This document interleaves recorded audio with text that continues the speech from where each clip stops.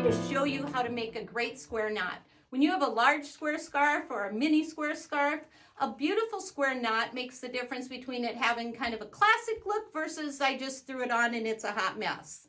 So you're going to fold it in half, make a triangle, and then flip it over your shoulders.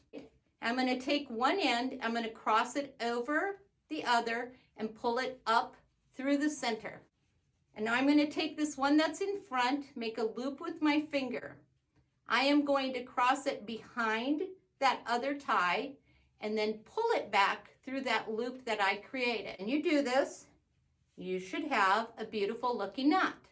I'll wear it like this and I like this look, but I love when I flip it to the side and I have one tie in the front and have the other tie hanging in the back. This is my favorite. So give the square knot a try. I think you're gonna love it, and try it with any size scarf, but it's a great look.